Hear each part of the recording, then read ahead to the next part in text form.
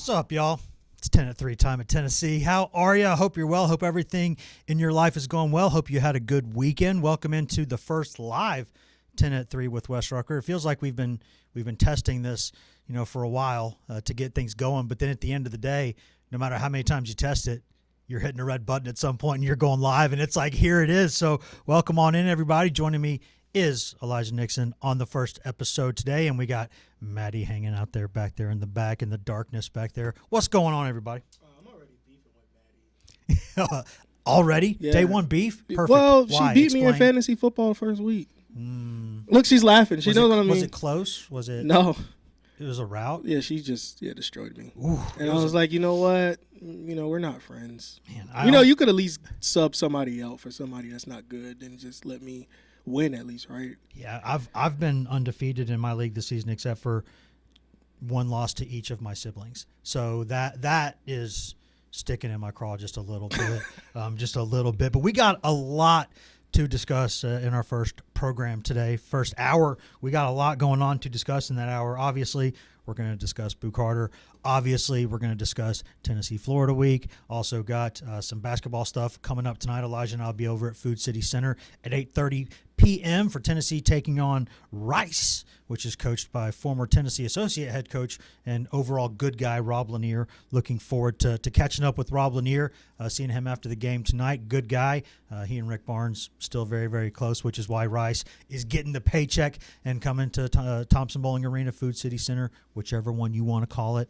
But that's a big game tonight, 8:30 p.m. Eastern, so a late one. Thank you, SEC Network, for that. We're going to be probably not thanking you quite as much tomorrow when we're in here with one eye open trying to do some stuff. But that's all right. That's the job. Speaking of basketball, too, before we get going on everything else, congratulations in order to Jemai Mashak, former Tennessee star, one of the best defensive players that I think has played in Tennessee history, one of the best SEC defenders of the past quarter century or so. Second-round draft pick for the Grizzlies, started with the G League with the Memphis Hustle.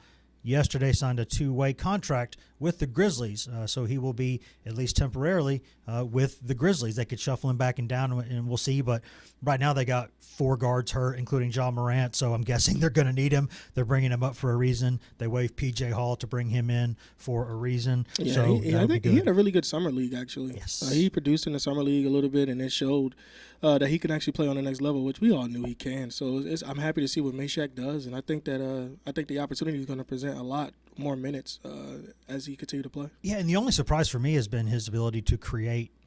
That I know he played sophomore for a Sweet 16 team at Tennessee. He was the point guard there late in the season after Ziegler got hurt, and they whipped Duke with him playing point guard. So I mean, we knew he could run the point, and certainly he can defend. 1 through 4 at the college level, probably 1 through 3 at the NBA level. Great defender, but the way he can create and move for others, his jumper's improved over the years, and that's still, I think, an underrated part of his game. But when he does feel confident to shoot, he's gotten a lot better with that. Because in the NBA, I don't care who you are, especially if you're 6'4", 6'5", you can't be missing open jumpers. Like, you're just not going to play in that league at that size if you're not going to hit open jumpers. But the way he's been able to create for others has been really exciting. And I think the reason why I'm not talking to y'all about sort of who we are and what we're about, because we did record a podcast, one of these episodes, with what I called the house rules.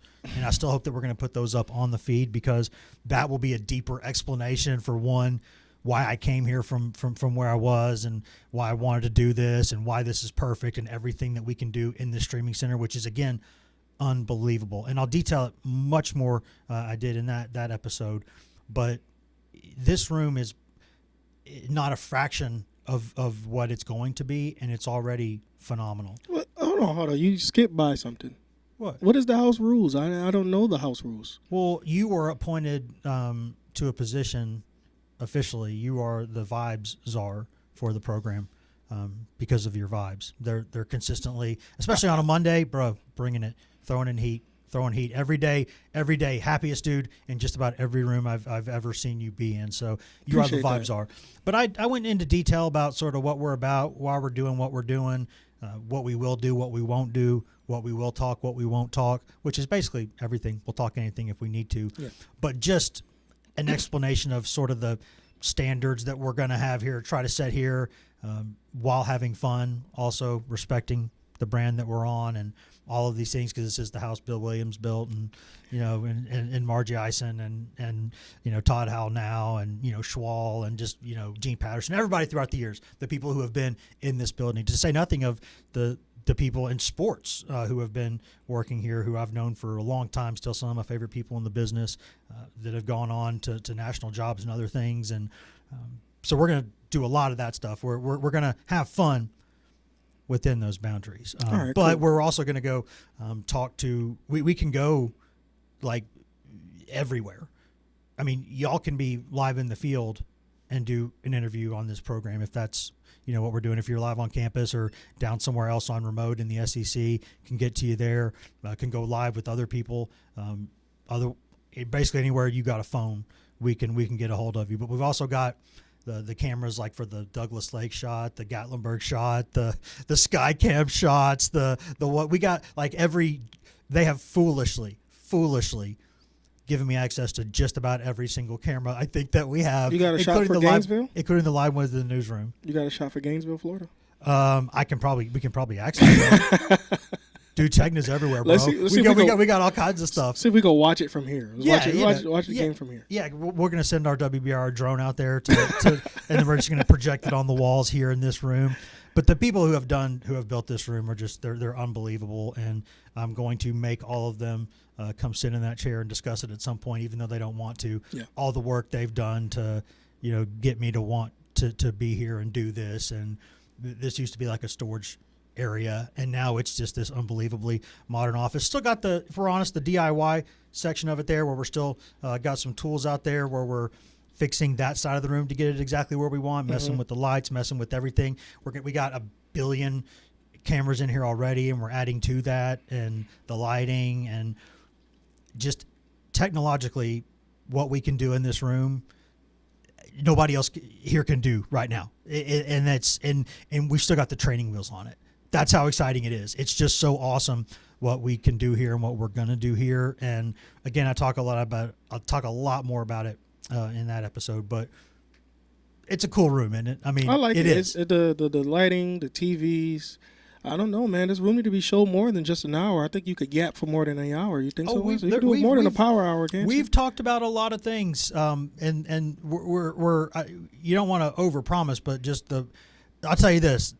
You can imagine how big a plan can be. That's how big my plans are for what we can do in here. And we still can technically already, if we need to, we can go longer than an hour because we got the 2 stream feeds here.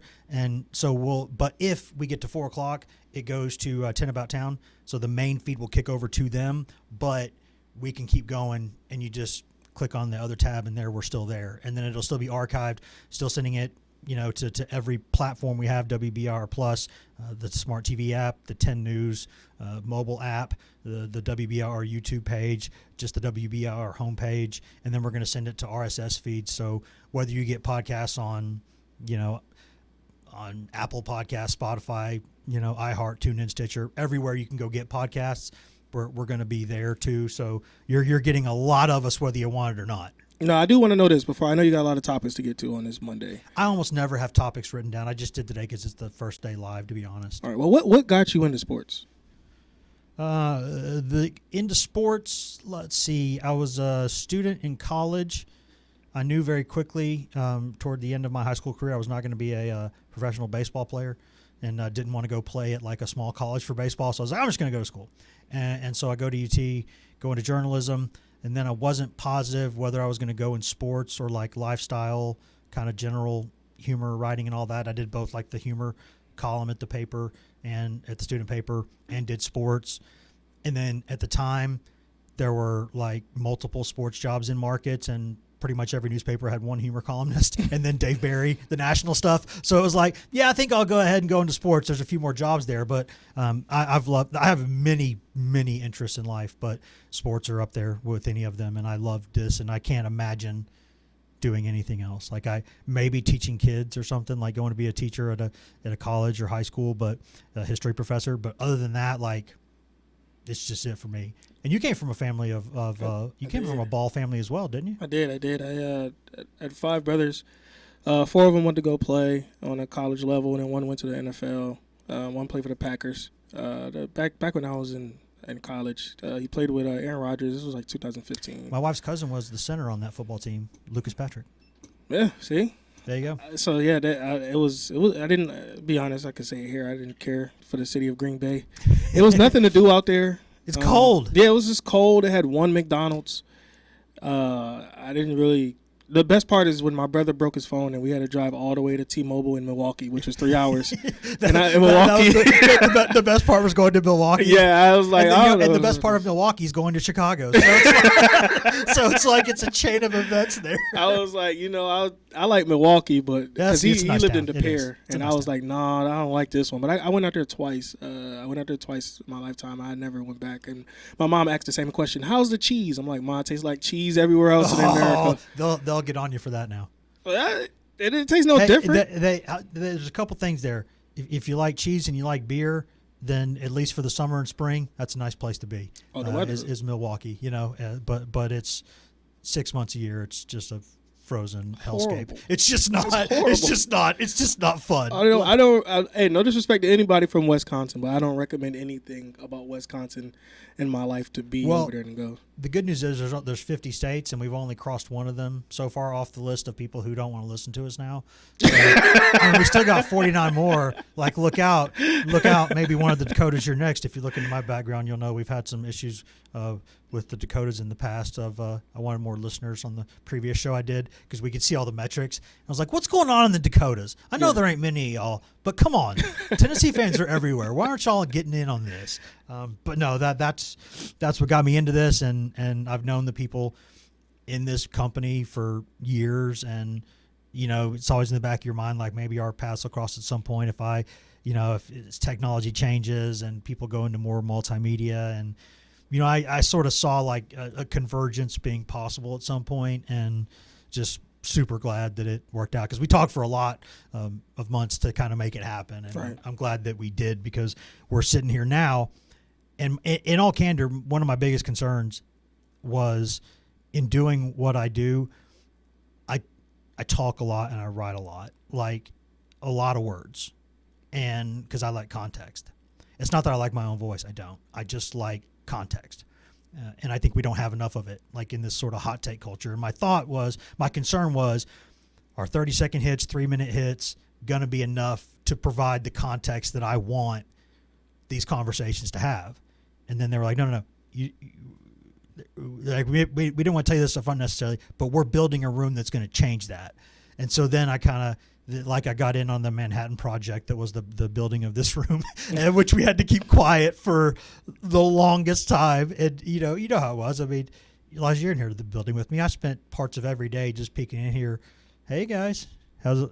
How are we building it? How's it? You need any help? You want me, my dad's a retired contractor. You want me to get in here with a hammer? I'll help you with some stuff. I know what I'm doing. I promise. But they were great, and we built this thing. And I say we. I've just stood there and watched them. But they're the same company, so I can say we. And they've asked me a few things here and there about this or that, but like this thing's been built with care, and it could look even shinier right now.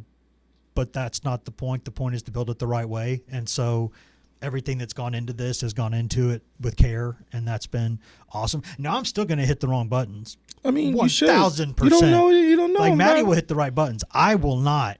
Tom, when he's in here, he'll hit the right buttons. I will not. I will occasionally try to, basically, like I can see a situation where I'm trying to cut over to one of the different cameras in here, and I accidentally go to John Becker flossing his teeth up there in the main studio and be like, oh, my bad Bex, my bad, that I'm gonna do that, and it really will be an accident. People will think it's not, but it will be an accident. But just the stuff that's in here is awesome, and everything that's here is awesome. People in here are awesome.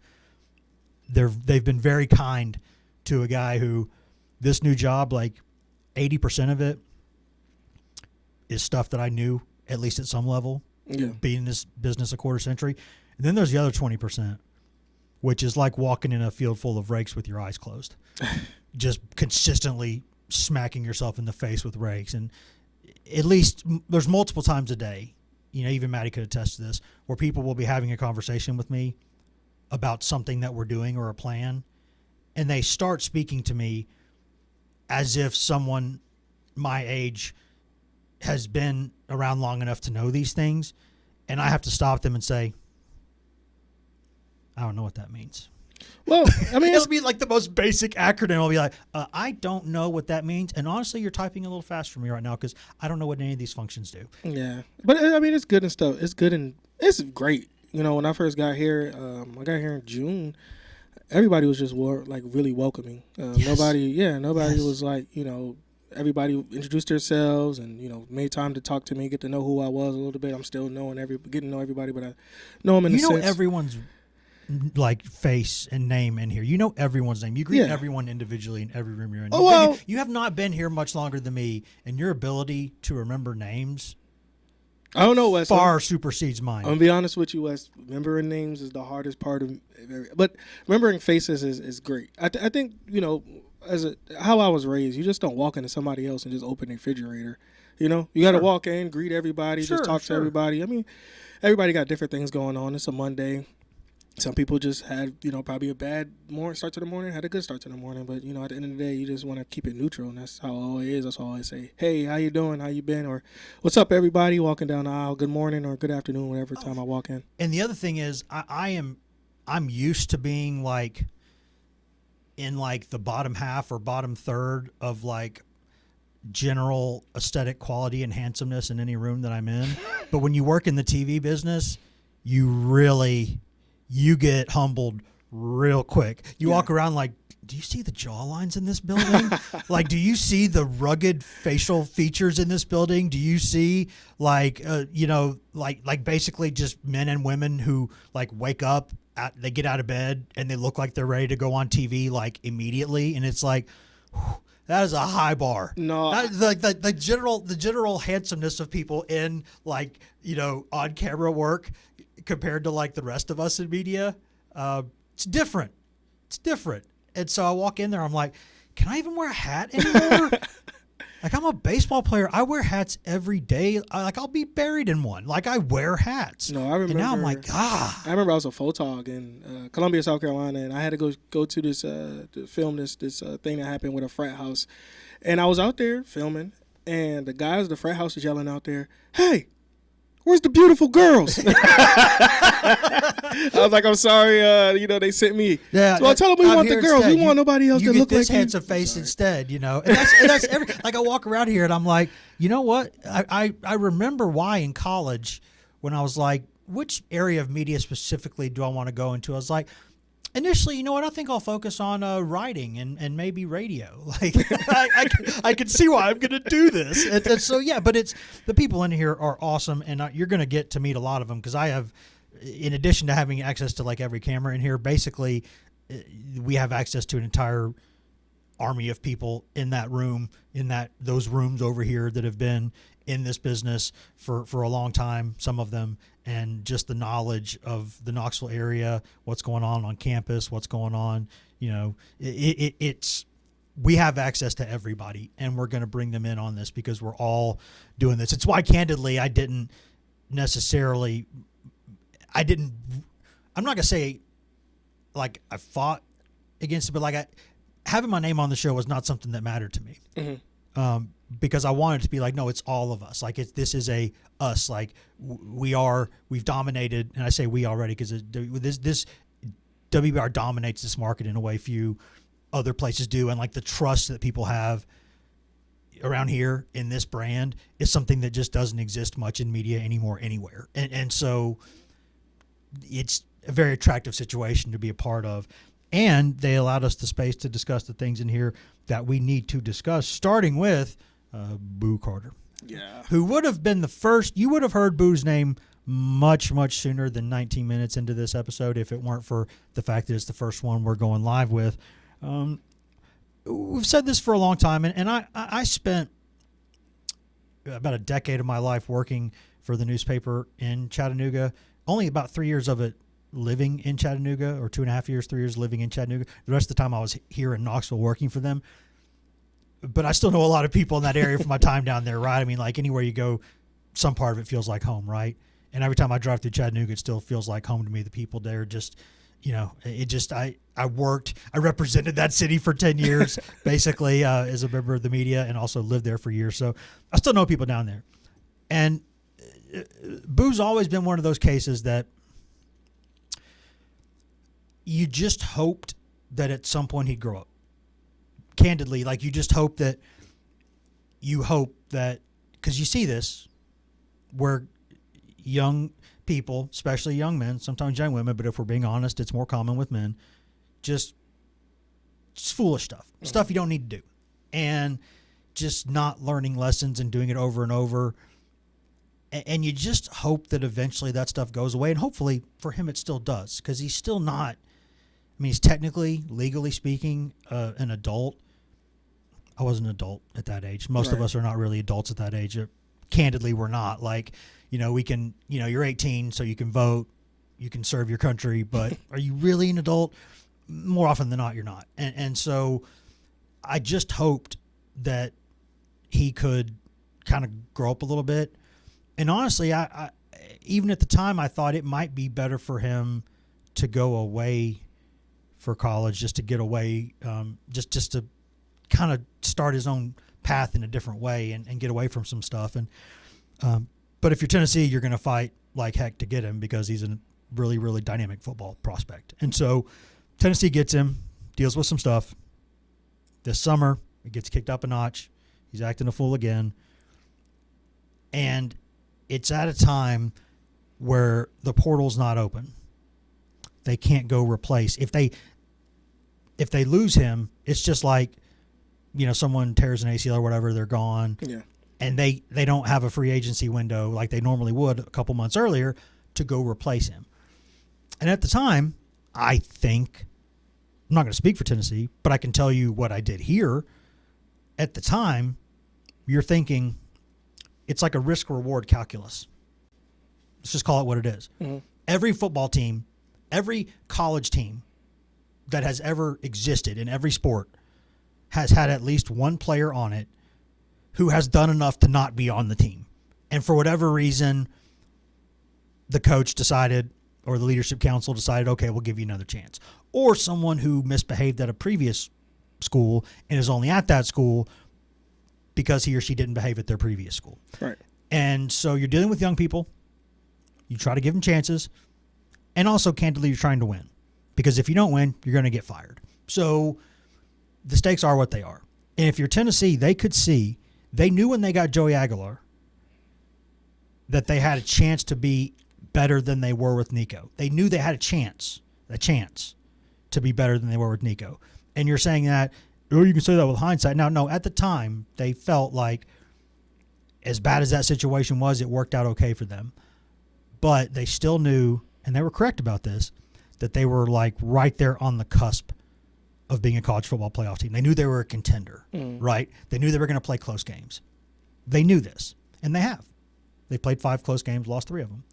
And you're thinking, okay, you wanted Boo Carter to be able to play offense, defense, and special teams because he's good enough to do it. Physically good enough to do it. But he's not behaving well, so he's obviously not going to be able to you can't put that extra stuff on his plate, even though you wanted to try to do that to keep him in the first place. So you thought, okay, he's going to stick to defense and special teams now. And even if he's not dialed in on defense, that kid could catch a punt. Anytime he gets the ball in his hands, he could score a touchdown. And you're playing close games, and you know what the stakes are. And you can't go replace him in the moment. Not till the next December, basically. Or January. So they decided to roll the dice and keep him. And I was fine with either decision they made, because nothing that he had done to that level, as annoying as it was, as immature as it was, it wasn't like he was a character in Grand Theft Auto Vice City. He was just being immature. I mean, I agree with you. I just think that with Boo Carter, it sucks because, to me, he's still a child. He's a kid. He's still growing into his own. So, yes. This is just a mistake, a simple mistake. I don't know what. A series of them, but yes. Yeah, and Tennessee has a standard, where Josh Heupel has a standard. And if you don't meet that standard, he has to let you go. And this is a situation where I hope that, wherever he goes next and plants his feet, that you realize that talent isn't the only thing that's going to keep you here. You have to be disciplined. You have to be making sure that you're in the team plans and making sure you're following those guidelines, because at the end of the day, it's not called the Boo Carter Volunteers. It's called the Tennessee Volunteers, and they want to make sure that that brand and that T is going to be respected when he's there and actually when he leaves out of there. So it's just a sad thing, because I think Boo Carter has all the talent in the world. I think there's nothing that, to me, nothing that he can't do. He could make a play. You see, he punched out the ball and against UAB. Knows how to play the game. That was returned for a touchdown. You see that he can get a punt return and get make big plays with it. I haven't seen him run routes or do anything like that yet, but I know that he wanted to be. When he's dialed in, he can do that too. So it's like, he has the ability to play football, but that's only going to take you so far. It got to come from discipline and character and meeting that standard. And again, I see both sides of it, and I just hope that Boo Carter grows from this. And I know that Josh Heupel still is going to find people that can replace and do what he could do. Yeah, because like second and sometimes even third chances, sometimes those stories have good endings. Like, it's not exactly the same thing, right? But Jawan Jennings had some issues maturing and growing up as well. Now it's different from Boo Carter in that Jawan Jennings is giving effort for his team, giving focus on the field, never the issue. In fact, sometimes he was too competitive, and that would lead to some of his issues. But in Boo's is different, because he'd just like check out for a while and just not be there, just no show for stuff. And that's Jawan Jennings would never do that. Like he would fight with somebody maybe, but he wouldn't. but he's like, at the end of the day, you're in the foxhole and he wants to win, and he's one of the most competitive people I've ever covered. But that was not the only situation, but his is a somewhat recent one where you can point to an example and say, hey, a new coach came in and was able to give him a fresh start. It worked out for everybody, because now he's borderline Tennessee legend. The Niners love him, and they should. He's a dog. Everybody calls him dog for a reason. He's a dog. He'll fight for you. So you see these situations where guys do grow up. There's a lot of guys. I mean, who among us? There have been times where you see these guys getting in trouble, and you think like, there, but for the grace of God go I. I would not have wanted people having access to my unfiltered thoughts and actions at that age on a public level. Like now, like I'm all out there, and whatever you get is what you get. Right. But like learn some lessons the hard way about doing that, and what you can do, what you can't do, what you should do, what you shouldn't do. And these guys, I mean, I'm just the guy who covers them. Like they're on a whole different level, and they're getting that early on. So you do, I think, have to give them grace to grow up. You have to give them space to say, okay, this was not good, but the average engineering student at the University of Tennessee at your age, it could have done the same thing and wouldn't have been expelled necessarily. So it looks bad, but you can apologize, you can learn from it, you can move on. There was just never a real desire, it looked like, to do that. And you'll see in a second, we'll play the stuff from Heupel here. But even now, you're hearing from his camp trying to get stuff out there about he's injured and all that, and maybe he is dinged up. Everybody in football is dinged up, but that's not the issue here. It's just not. But here, just to be fair, before we wrap up talking about Boo, I do think we need to get to let's play some of these fancy buttons that we have here on the show. Let's go ahead and hear from Josh Heupel, who spoke. I want to call it lunchtime or so. Let's not call it morning. My grandmother would say it's afternoon. It's not breakfast time. But here's Josh Heupel talking about Boo Carter today.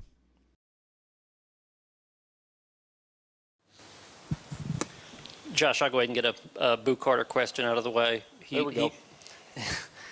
He's obviously off the team now. You back in camp, you gave him a second chance, and you put parameters around that. When that happens, when you give a player a second chance and it doesn't pan out like Boo, are you disappointed in the player, or are you more regretful that you even gave that second chance? No, not regretful.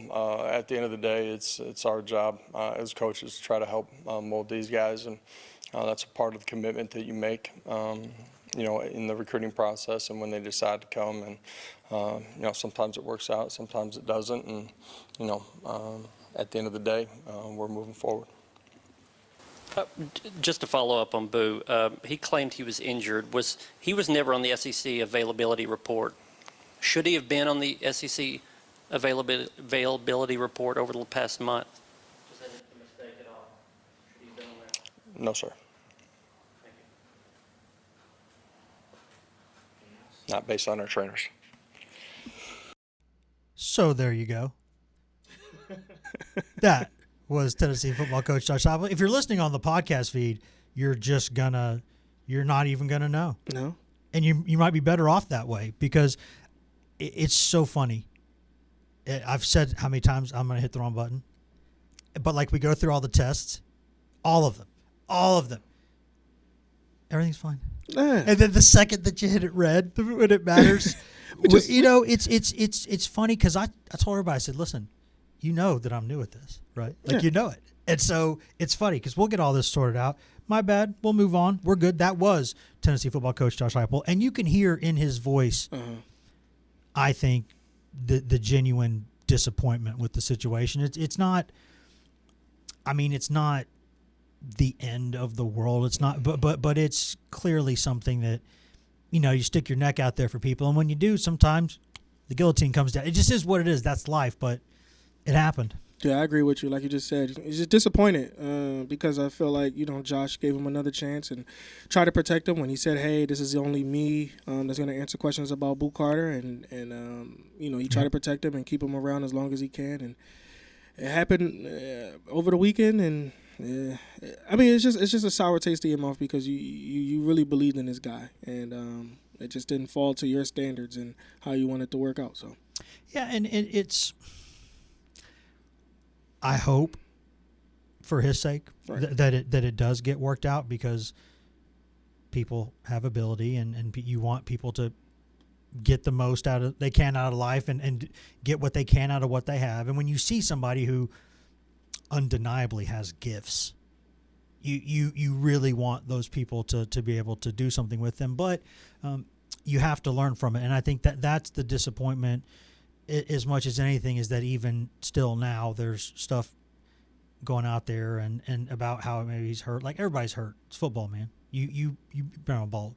You know that if you're a football player, from the day that camp opens until the end of the season, you are hurt. You're hurt. The first day, go out there. You can train your body all you want. Go out there and get hit for 2 hours. Yeah. Just have people hit you for 2 hours. And then how long it's going to take you to feel better from that. That's it doesn't feel good. You can train all you want, all the nutrition you want, all the do all the stretching you want, do all the yoga you want. At the end of the day, you're big, strong guys hitting each other repeatedly. It's going to hurt. So yes, like on my understanding, and I believe Heupel on this because now you can't really lie about the stuff. You have to at least put it on the injury report, and that has not happened, and so it's just something is not right there, and you saw. I can't put 2 and 2 together on this, so it's not speculation. So because we're not going to speculate, and there's no point in that, but you saw that the playing time on defense started to decrease when more people were running by him in a way that they didn't really last year, and all year McMurray's been usually like the more consistent of the two. He's had some moments where he didn't set the edge and mistakes, but because he's not a perfect player, but there were more mistakes out there with when Boo Carter was in that position, and so his playing time started to decrease. And then in that Oklahoma game, there were a couple punts that just absolutely needed to be returned. And normally the question with Boo is like, will he call a fair catch when he needs to? Because he's a psycho back there. He'll catch the ball and then make people miss and do things. And any spark would have been so big in that game. And to just fair catch those things, that, and I don't know, because again, sometimes we just make mistakes on the field. People just make mistakes in life. But you almost never see Boo Carter fair catch anything like that. And it almost seemed like instead of waving his hand in the air for a fair catch, he was waving a middle finger. It's sort of, to me, what it looked like. And I don't know if that's what it was. And he hasn't had the ability to speak. We'll certainly offer him, Boo, if you want to come here and talk, have at it. We want everybody to have their say. Yeah. And so if you want to come on here, open invitation, come here and talk to us. But, until then, we don't know what the situation is. And I'm sure he had things that he didn't like and whatever. That's life. But it just needed to be handled better than it was. And it's a huge disappointment because of, you just, as a person, when people support you and stick their neck out for you, Yeah. and take chances on you when others wouldn't have, if you can't, we all make mistakes, but when people have the opportunity to cast you aside and they don't, and whatever their feelings are about you privately, publicly, they've got your back, that's where it starts to, it's like, okay, even if you're a kid, you ought to recognize that. And that's to me the disappointing thing when things like this happen, is that we all make mistakes. I mean, look what I just did on this show a minute ago. We all make them. We all do these things. But when people stick their neck out for you, that's got to mean something to you. And the people around you have got to let you know. You shouldn't need the people around you to tell you that, but the people around you should tell you that. I agree. And for the people that was wondering what the mistake was, Wes pressed the button. I said, don't press that button, Wes. And he still went over there and pressed it. He pressed the shiny red button, and it stopped us. That was Wes' fault. For people of a certain age, Wes does that all the time. For people of a certain age, go, if you're not young enough, if you're too young to remember Super Dave Osborne, go Google Super Dave Osborne. That's it's the goofy stuntman who would basically, every video was them saying don't do this, and he's like, no, I'm doing this, and then it would end calamitously. That's basically, I'm Super Dave Osborne when I get into this room. I'm like, they're like, don't do it, don't you do it, don't you do it. I'm gonna do it. Look, we're fine, we're good on this. Yeah, that's what Wes did. Wes did it. So if you want to know, you see Wes Rucker, he's the one that pressed the button. He did that, and that's his fault. I told him not to do it. I said, don't. So many buttons here. There's so many buttons. I told him, press the one that looks like it doesn't look like it's harmful at all. And he's like, no, I'm pressing this one. And the big red button, that was Wes. It's good. That just brings us back, right? That just brings us back. That just unmutes our mics. It doesn't destroy everything. It doesn't. It just unmutes us so we get talking again. That's no problem. This is good. Hey. Gosh, something happened. You just missed the tackle. That's all you did. You just missed the tackle. Wes. Yeah, like I'm sitting here, I'm grasping at air, and the other the competitors are back there in the end zone. Their fight song is playing. They're spiking the ball. They're going home with the cheerleaders. I'm just sitting here. I'm on the ground. Man, exposed. So I think people know now. Like, this is my first year in Knoxville. The fights, the song that they play all the time, Rocky Top. Rocky Top.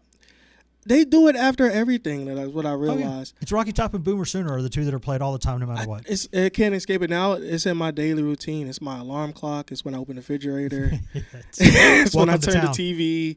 I can't escape it anymore. After everything, it's on. So. It reminds me of that Lou Holtz quote about how Lou Holtz said that he was in the game a long time, and he knew, and there were times that he got his butt kicked, but he said when he got his tail kicked against Tennessee, it was the only time he walked off the field humming the other team's fight song after they kicked his tail, because he was like, it's just so catchy. He goes, it's so catchy. It just gets in there and it doesn't leave. Crack open the spike. It's there. So, I enjoy it though. I like it though. It's different, but I really like it because it's like it plays so much that you kind of get used to it. Yeah, it's the soundtrack to life basically. It's like you walk around, you're like, oh, there it is again. And the first time, this is a true story. The first time that you let anybody know that the original version, and this is somebody who didn't know it before, that those are men singing that. The first time you tell people that, they go, no, it's not. Really? Yes. This whole time I thought it was Dolly Parton. Well, that's really funny. That's really funny. But it's like, it definitely, it's like, it's an octave that you would not normally, that you would more associate with a woman singing, and you hear, you're like, those are guys. Yep, those are guys. Those are dudes. Those are the brothers singing that. That's what they're doing. And so, yes, but the first time you tell people that, that's what they do. But, the thing is, it's just if we have to in life give people opportunities to make mistakes. And that's what gets me is like, and just till the end of the season, man, like everybody knew there was almost a 0% chance that Boo Carter was coming back. This was known even at the time. This was known in the summer. It was like, hey. Do you think it would have been anything that would have made him change his mind to come back? Do you think? Sure. Do you think Hype could have did anything to make him change his mind and say, hey, I want to come back next year?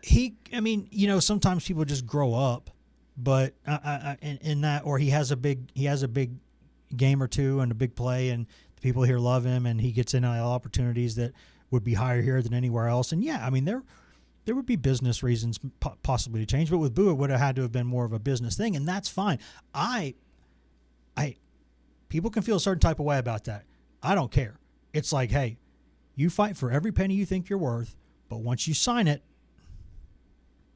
you're getting the effort. Now, I don't care why. If you're coming to a place just for money, that's fine. It's not what I would want to do, but I'm not everybody. You're not everybody. Right. Maddie's not everybody. Nobody out here is. We are all our own people, and we have our own reasons for doing things. And there have been business decisions. Like, people grow up loving a certain school, but if it's a better opportunity for them either financially or with the system fit, or hey, that's fine. You might not go to State U and it is in your blood, but it's what you feel like you should do. Like now, some of the baseball players coming to Tennessee, they grew up being fans of other people, but with what they've done at Tennessee and the number of guys that are getting drafted every year, the facilities they're building, people just want to come be a part of that, and that's fine. Dalton Connect in basketball didn't know anything. He thought he was flying to a cow field when he came to Knoxville. He was like, wait, this is a city? He didn't know. He's from Colorado. He had no idea. Now it's home. Like, so you can make like a business decision and then it works out. Like, I don't think anybody should even take that personally, right? It's like you want to win games. So sometimes to win games, you need to do what some armies need to do to win wars, which is to hire mercenaries. It's what you do, man. Like, it's fine. That doesn't bother me, but it's still like, but once you sign and everybody involved was like, listen, we've patched this up. It ain't perfect. Let's just get through the season. Then we'll see where things are. But to not even be able to kind of keep it together for that period of time, it's disappointing. I do got one question for you. Give me 4. Will Tennessee beat Florida? I always say no. No. Oh, that's another question. Okay. Boo Carter's gone. Yep. Give me 4 names that if you're Tennessee, you have to bring back to get to where you want to go to next year. Now, it doesn't matter if you don't think they're going to come back. Just give me 4 names that has to come back for them to get to where they need to go to. I would say, off the top of my head, David Sanders would be. You need to get whatever it takes, just get him back, because it was tough to kind of finish that recruitment with him too, because everybody was throwing around a lot for that young fella. But hey, then you watch him play on tape and you're like, yep, there's a reason. See, now that's how you handle a business decision. Hey, this is what's going to take to get me here, but once I get there, you got me. I'm fighting for you. And at least until the terms of this season. And he has when he's been out there, really good looking freshman tackle. I want Braylon Staley back at all costs. If I'm Tennessee, I think he at the slot position gives them something that, it's been since Velus Jones Jr. was here, I guess, that they've had that kind of versatility and explosive playmaking ability. And he runs routes already like an older guy. And he's just, ever since watching that kid as a freshman, even when he wasn't playing yet, it was like, oh, I like this kid. Right. He's just a good player. And he comes from good people too. So that always helps. I would say if you can get Arion Carter back, he would be on my list. And even if you don't get Arion Carter back because he goes pro, which he might, I don't know. I mean, he's been hurt the past month or 5 weeks, so you haven't really seen him. Go watch that early tape from this season. Looked like a pro to me. So we'll see what he wants to do. And especially even if you can get him, But if you can't, you want Perlotti back. Like that kid, that freshman linebacker, he's solid. So I'm gonna bracket them together as one. Arian Carter and Pilati. Yes, I'm saying you got to get at least one of those two back, and then, obviously, Brazel's gone. He's just gone. Like it's. I still think McCoy gone. Gibson, we'll see. I think he might need another season of tape. So the other thing I'll do is I'll bracket those two linebackers together. You got to get one of them, and then if it's possible, take McCoy, Hood, and Gibson and get one of them back. Pair them with Gibson, then you're good at corner. That's for me what you got to do.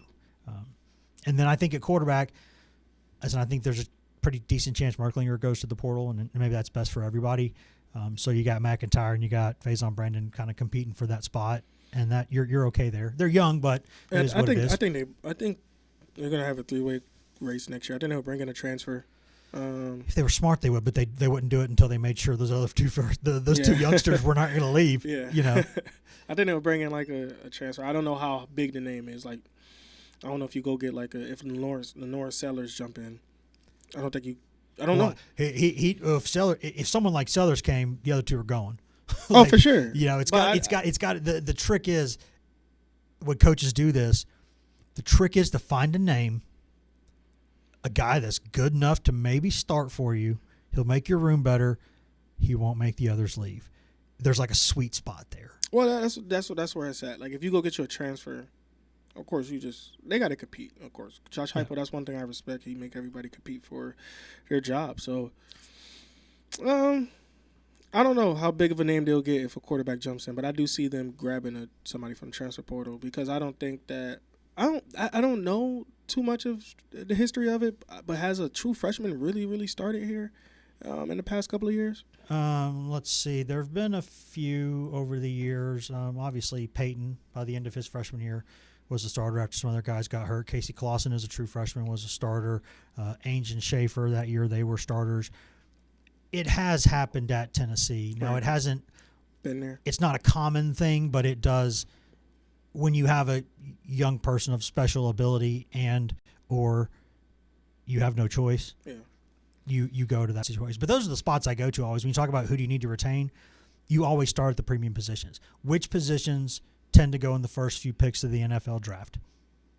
You're talking quarterback, offensive tackle, corner, defensive end. Those are the guys that. So I would put Jordan Ross pretty high on that list too, because Josh Josephs is gone and should be gone, but like he's gonna go. That's a pro. That's a dude. But like Ross, Herring, those guys, you got to keep those guys around. And so I think there's a list of 4 or 5 guys that you want to make sure that you keep. I talked to Herring before the game against New Mexico State, and I literally asked him. I was like, if me and Deshaun Bishop met in the B gap. You still think? I said. The kid's not Quadzilla, but he's pretty close. He's stout. All right, here's my method. He's to my stout. madness. He's stout. If I jump out the way, that's a business decision. But I'm not making a business decision. So it's me. So it's Hobbs. I want to say Ross was over there, and I know Caleb Herring was over there. So we just talking, and he was like, "Nah, I don't know, bro. I don't think you could." I'm like, "Look, if he's running, I think he's more worried about the defensive alignment. So if I just come downhill and I just go real fast, I got a chance." Or you're shooting low, right? You're diving at the legs. You're not going to arm tackle. Right for the big toe. This has been we've talked about this. Elijah and I have talked about this many times walking around the field. Is he thinks he meets some of these guys in the B gap that I can take the shot. He thinks he can handle it. I'd love to see it. Only reason I said Deshaun, and I know Deshaun probably run me over, because to me he's the starter. Peyton Lewis, I think Peyton Lewis, he's a starter. Star Thomas can be a starter. I think they're all starters. But Deshaun Bishop, start wiggle away from him. Wiggle away from you. Peyton Lewis is putting his head through, and he's going through. He's going through you, or you're stopping him, but he ain't going left or right. See, that's why I think I could get Peyton, because he only got one move. Now Deshaun, if I feel like I tackle him, I still could play. Just a little bit. He's got a little bit of that. You've seen a little bit. He just shows when the game starts, he shows a little more wiggle than he had beforehand. You know what? I should have told the linebackers coach that. I said, just give me a chance. Just one chance. Just one chance. I should have told him that. Should have told. Well, I mean, now you want to go return a punt? You want to go be the backup nickel? Like, Nah. hey, they got, they got. Oh, and speaking of guys to keep too, I'll go 5 because I have to go 5 because I should have mentioned David Hobbs. I think you need to keep David Hobbs. Oh, for sure. And you see how much Tennessee's missed him, by the way, when he's come back, and how unblockable he's been at times. You're like, yeah, you think they missed him and Jackson Moy earlier this season? Yes, they did. Yes, they did. And they're going to have to now figure out, I think, what to do with that Wendell Moe. I think we'll see, but I don't love the way that injury looked. And then with Kitzelman, we're not going to know until Wednesday night, but kind of is what it is there. Right. That's not a great looking situation if we're being honest. I mean, when you see a senior late in the season get an injury and they just emotionally lose it on the sideline, like, I'm not saying that's 100% chance, but the percentage on that's pretty high for, like, that's not a good injury for someone to be that emotional. Like, that's probably not – and I hope it's not too bad for Kitzelman because he's a guy who's right there on the fringe of being a player at the next level. I think he's got a chance he'll be in a camp at least. I think there's good things about his game versatility. So I hope that things work out for him. But I think right now it's, listen, Ethan Davis, Jack Van Dorsel there. You're up, bros. Like it's your I think it's yours now, but we'll learn Wednesday night and then throughout the week because, as Heupel told us today, reminded us for the 1,000,000th time. Right. He'll put out the report on Wednesday night. So that's just what he's going to do. And we got a whole week, like, to talk about all this stuff because it is Florida week. And, like, again, we would have mentioned Boo Carter's name before 19 minutes if this wasn't the first one. And we definitely sure wouldn't have waited so long to mention that it was Florida week if this weren't the first time we went live on this. And then on top of that, the Boo Carter stuff. Right. And then so a lot is going on there, but we are going to talk a lot about that throughout the week. I'll give you spoiler alert.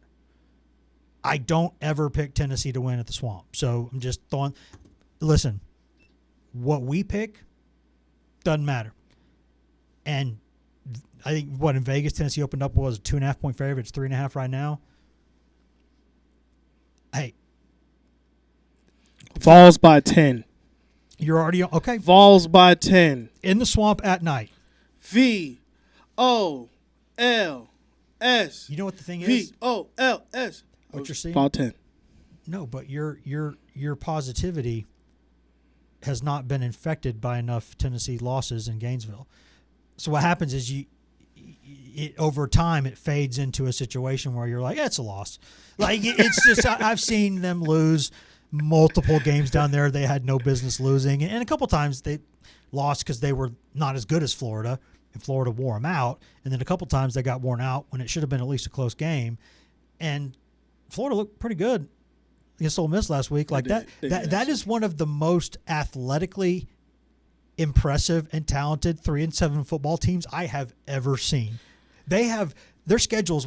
Honestly, look at it this season. Florida's schedule this season was one of the hardest that I have ever seen in my time in this business. That schedule is a nightmare. That team, no matter how it was coached, well or poorly, that team not being bowl eligible tells you exactly how tough that's going. Because that team, I don't care who's coaching it, that team's going to win 6 or 7 games just by existing. They got some dudes down there. Like third and long or third and medium, Lagway gets out of the pocket, that's first down. Like I just tell you that right, it's a first down. He's gonna roll out of the pocket. He's gonna wiggle out of there. He's gonna get 7, 8, 9, 10 yards, go out of bounds and slide. Chains move.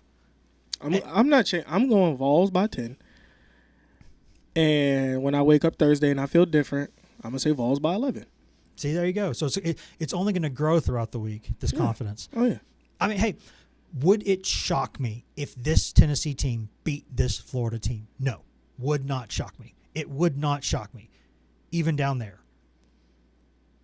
But I'm trying to be honest. They're like, hey, gun to the dome right now. Who you picking? If it's Tennessee and Gainesville, you put a gun to my dome, I'm picking Florida win. Like, that's just, I've seen it too many times in history. I just know that Maddie, who you got? Balls. That's what I'm talking about. Well, Sam, 2-1 down That's what already. I'm talking about. That's good. It's a good. See, it's good to get the people on your side. Is what it is. It's good to. It's good. It's a good position. It's a good way to position because then, even if Tennessee goes down there and loses by 30, the people out there are still going to know that you're on their side, and so they're not going to be upset. If the Vols lose by 30, I never said anything about the Vols winning. But what I'm is this saying recorded? what I'm saying is people are still loving you. People are still, yeah, we're live. I don't think I hit the button again that took us away. Something hilarious. Die hard, lifelong Jacksonville Jaguars fan right here. Ooh. See? And she's going. Oof. So you talk about somebody who knows a thing or two about pain. Yeah, entirely. That is a world. Well, there's two things about North Florida. One, like if you're the Jaguars, that's just a hard life. The other thing is North Florida remains one of the only places that I've been where you can get out of a shower smelling worse than when you got into it. The tap water up in North Florida, it's not as bad in South Florida, but in North Florida, and I say this, I have been to Mexico many times and love it. And people talk about the water down there and how like you shouldn't drink it. They even bring in like tubs for you to brush your teeth with and stuff. In terms of like when I got out of the shower, I got out of a shower in like remote parts of Mexico where I felt cleaner getting out of the shower than I did in North Florida. I don't know what they do there. I don't know what they're doing with the water. It's nasty. Can I give you some breaking news on this show? Please. Virginia Tech hired their coach. Did they go Frankinator? There it is. That's happening as we're sitting here talking. And I'll tell you this. I don't think Tennessee loves that. Like, I don't think it's like something that you're like, oh, no, it scares Tennessee. But I'll tell you why this matters a little bit. James Franklin is a pretty good recruiter. Virginia Tech, going against them head-to-head, not been an issue for Tennessee for a while now. They're usually getting those guys when their main battle is Virginia Tech. That's an important state for Tennessee in recruiting. Mm-hmm. Virginia, historically, has given Tennessee some really good football players and some important football players. And, you know, people, I mean, obviously if you're watching this show or listening to the show, you're a Tennessee fan, unless maybe you're a Florida fan listening and you don't know this, but like Blacksburg and Knoxville, pretty darn close to each other, just a few hours. You know, it's closer. It's much closer for Tennessee to get to like Blacksburg than it is for most of the SEC teams it plays. Like that, that's how much shorter it is. Very few SEC trips are shorter for Tennessee than it is going to Blacksburg. So they recruit against each other a good bit. Franklin can recruit, so you'd rather, if you're Tennessee, you'd rather Vautech just kind of stay in the wilderness. You don't want them kind of on the come up because it can, just like when Franklin got to Vandy, yeah. He got a couple guys that Tennessee wanted, and they picked Vandy over Tennessee, and that was when he was at Vandy. And this was not the current iteration of Vandy where NIL's in place and you got a lot to offer there in different ways. This was what he walked into was Vandy, like regular Vandy. And so, yeah, like I don't think it's bad news for Tennessee, but I think they would have rather them gone a cheaper, less known commodity that is not immediately bumping up against them some in recruiting. I don't think they would love that. But I want to know if he took a discount. Honestly, I don't know the contract details. What, he had a buyout? Well, sure, because I'm sure Penn State's still paying him a lot no matter what. First of all, so he could probably go there and be like, I'm going to go there for $5, and the rest of it you're paying. Do you know the buyout for Penn State? It was a lot. Let me look it up right now. Keep talking. I'm looking it up. I'm going to say it was about $40 million, the buyout that he has to continue to get paid. If somebody fired me for $50 million, I'm asking you what door, I love my job. What door you want me to walk out of? I say this as someone who loves what I do and can't imagine doing anything else. If our bosses walked through this room right now, $50 million, and said $50 million, you're gone, I'm gonna hug them, and then I'm gone. You be on the beach. Yes, you're on the beach. Somebody asks you what you do for a living. I'm fired. You know what I would do? I would build the moat around my house that I've always wanted. I've always wanted a moat. I've wanted a moat with a bridge that you have to go over, and I can raise and lower the bridge, and there's a moat surrounding my house. Where we live now, obviously you can't put like gators in it because it's too cold for them for a lot of the year. But like I want a moat with dangerous animals in it that prevent people from like just protect the flock. That's what I want. I love moats, but see we can't. My wife won't even let us have a koi pond because she hates mosquitoes and they always go after her. So I can't even get like the koi pond that I want. I can't even get a water feature that I'm capable of building today in my yard because. But I want a moat, and if for $50 million they walk in here right now and say, "Hey, idiot, you hit the wrong button. Day one, we can't do this. But here's $50 million to leave." You gotta break me off something, Wes. Dude. I'm hugging them. I'm gonna kiss on the forehead. Like, dude, what do you want? I'll even tip you out like you're a Vegas dealer. Be like, here, what door you want me to you get a leave cool on? milli of it. The rest of it I'm taking with me. Like we're gone, and not working. But yeah, so James, it was approximately $48 to $49 million. So yeah, and I don't know if it's offset, but he could do like what Butch Jones did to Tennessee, which is I'm going to take all your buyout money and then I'm going to go be like a part-time employee, or I'm going to go work in Alabama for like $50,000 a year, and the other millions you still have to pay me. So it only lowered Tennessee's rating by like, or offset by like a couple $1,000s, and he was actively helping Tennessee's biggest rivals. Which, say what you will about Butch Jones, and he and I did not match, did not get along at all. Famously, did not get along. But that's funny. That's objectively funny. I'm just happy for you. I'm happy James Franklin got on his feet though, real fast. Though. Yeah, a lot of people on here don't like him, but every interaction I've had with him, I've gotten along fine with him. So I probably shouldn't admit that, but I'm honest. So I mean, I could see why people would like the guy. You know what I mean? So yeah, but there's some of that breaking news today, and we do have. We're going to play it probably starting tomorrow, but we do have more audio and video from Heupel, where we'll let somebody else who's smarter than me hit the button with tomorrow. Do you want me to try? No, because I think I fixed it. But if you want to, I'm feeling confident about it. Maddie's feeling confident enough to go. So listen, here's the thing: fool me once, shame on you. Fool me twice, shame on me. But this would be fool me twice, shame on me again. So we're gonna try. Here is, and I'm not touching anything. You can see I'm not doing it this time. Here is Tennessee football coach Josh Heupel today talking about Florida. Got an opportunity, go on the road, play a team that's playing extremely well. Lost some close ball games, but rivalry game here, and sure it will be a great atmosphere down in Gainesville. And it's a football game that's always physical, and one in the details of the game, turnover margin. Got to go play extremely well all three phases. So much is going to be made this week about this streak going back to 2003 in this game. Most of these kids that play here weren't even allowed or not even knowledgeable about at all. Do you talk about this with the team? Do you say this is an opportunity to do something, to hold to dangle a carrot out in front of them? Because I mean, it is something they could go and accomplish here late in the year. Yeah, we talked about it today briefly. Showed a video of just the rivalry and great players, great moments, and what it takes to go win in this game ultimately. And this is a great game, and it's going to be a great stage. And one play doesn't have anything to do with the next, and previous trip down to Gainesville doesn't have anything to do with it.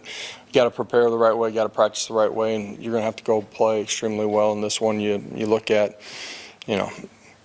the losses that they've had, in particular here lately. It's been tight football games against really good football teams in neutral site or road games. So it's going to take our best on Saturday night.